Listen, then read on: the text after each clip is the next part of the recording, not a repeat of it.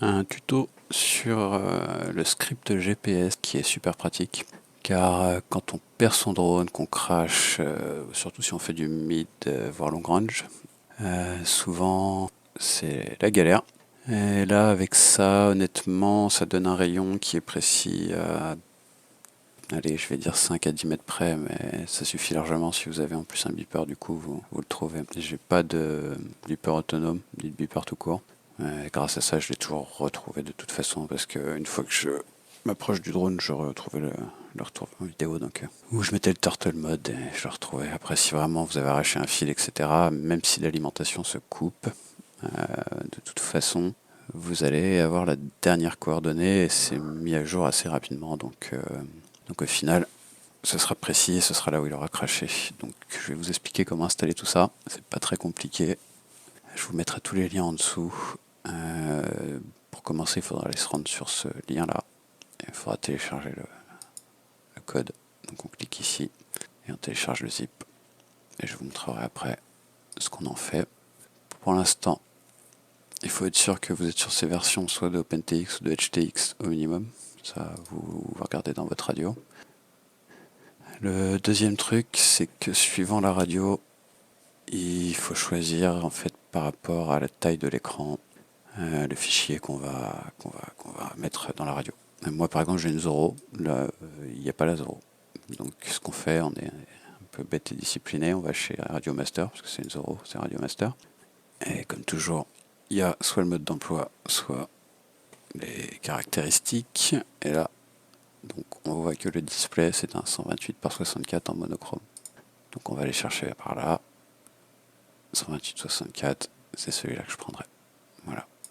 Après ça c'est propre à votre radio, c'est à vous de faire la recherche. Si elle n'est pas ici, vous allez sur Google. Même chez un vendeur, peu importe. Là je ne vais pas faire de pub à un vendeur, donc j'étais chez le constructeur directement, mais vous aurez la taille de l'écran quoi qu'il arrive.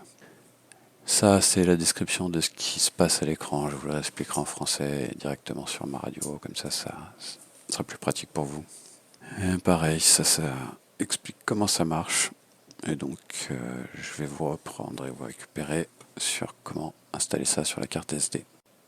Et donc là, pour l'installation, je vais l'expliquer pour une radio avec un écran noir et blanc, puisque c'est le cas de la Zoro. Ça change pas grand chose pour la couleur, je vous l'expliquerai aussi, mais je pourrais pas le faire en direct puisque j'ai pas le dossier. Donc quand vous aurez téléchargé le fichier zip, vous allez ouvrir, vous aurez ça. Après c'est pas compliqué, hein, les étapes à suivre elles sont là. Pour les radios en noir et blanc, et ici pour la couleur. Donc nous on est en noir et blanc, copier l'UA script GPS dans le dossier script télémétrie. Donc là on a la racine de notre radio qui ressemble à ça normalement, la vôtre aussi. Donc ils nous disent d'aller dans script télémétrie.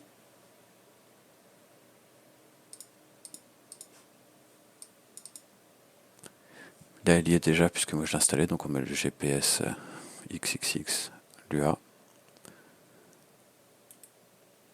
Ensuite dans Tool, qui reste dans script, on met GPS stat X machin, ça va dépendre de toute façon du nom, je pense que ça change sur le nom de la radio, c'est pour ça qu'il y a des X. Donc GPS stat, hop, on retourne ici, donc le BMP, on copie le BMP dans script télémétrie BMP, donc on y retourne, script télémétrie, hop, et ben il n'y a pas, du coup ça tombe bien, on va le mettre.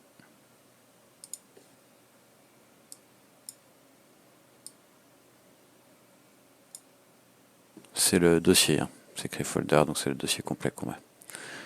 Donc c'est bien dans script télémétrie BMP. On vérifie script télémétrie BMP. Je l'ai sûrement sur ma radio, hein. Ça c'est juste que c'est un backup et du coup j'ai fait le backup avant d'installer le script puisque sur ma radio j'ai le BMP, c'est un fichier, une extension de fichier d'image, donc j'ai bien l'image derrière, donc je l'ai. Donc une fois que vous avez fait ça, vous avez tous les fichiers sur la radio, c'est bon, vous n'avez plus à vous faire chier. Dans le cas d'une radio couleur, en gros c'est exactement la même chose, sauf que par exemple dans le zip, le T16 me semble est en couleur. On a un dossier GPS et un LUA. Donc il faut prendre le dossier GPS qui inclut les sous-dossiers, donc on copie le dossier tout simplement et on le met dans Racine, Widget, GPS. Le GPS, l'UA, on le met dans Script Tool. Et alors, j'ai oublié de le dire, mais pour les deux, il faut être sûr qu'il y a un fichier de log, enfin un dossier de log qui existe. Et s'il n'existe pas, on le crée.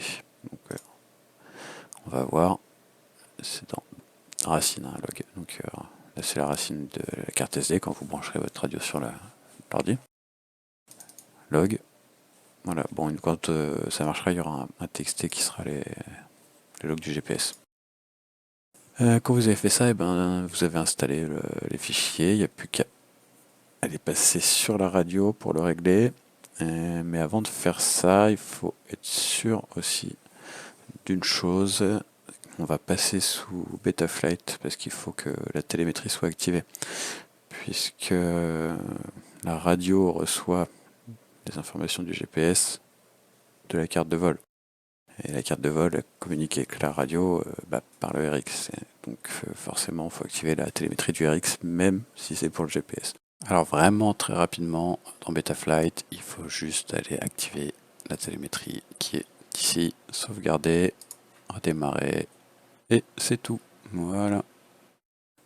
Et donc, sur les radios en noir et blanc, on va faire comme ça, on va aller dans le modèle, après avec les touches gauche-droite, on va jusque dans télémétrie, et on va aller découvrir les nouveaux senseurs, les capteurs en français.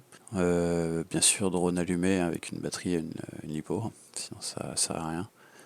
Le GPS a besoin d'être accroché. Donc après, on retourne dans le modèle, on va sur la page 12, on choisit script ici. Vous faites entrer avec la molette, vous roulez, ça va changer. On choisit GPS ici. Et donc une fois que vous êtes sur votre page de base, vous appuyez sur télémétrie et ça va vous afficher ça. Et une fois que vous aurez un fixe, vous restez appuyé sur la molette qui sert à valider. Vous allez avoir un menu qui va apparaître. Quand ce menu apparaît, vous faites retour et là vous verrez à l'écran qu'il y aura votre home position qui sera définie. Et je vous expliquerai ce qu'il y a à l'écran avec les images, parce que sur ma radio il n'y a pas de log GPS, c'est pas pratique. Voilà. Donc comme je vous disais, sur les écrans en noir et blanc, ce sera affiché comme ça. Le nombre de satellites, la distance du point de départ, la distance totale volée. Ici, ce sera les coordonnées GPS du point de départ. Alors, ça m'est déjà arrivé d'oublier d'appuyer sur le bouton, là, comme ils font, et de reset la télémétrie pour avoir le point de départ. C'est pas grave, vous aurez quand même les points ici. Là, les dessins sont trompeurs. Ce qu'il faut comprendre, c'est que ça actualise au fur et à mesure. Donc, si le drone crash, par exemple, que vous avez perdu, ça vous dit télémétrie perdue, vous êtes sûr qu'il est tombé dans l'eau ou quelque chose qu'il est mort, quoi. Vous aurez deux derniers points. 51, 52 ou 31, 32, comme là, ça l'affiche. Vous voyez, 31, 32, etc. Ça change. Ce qui est important, c'est ces deux numéros-là.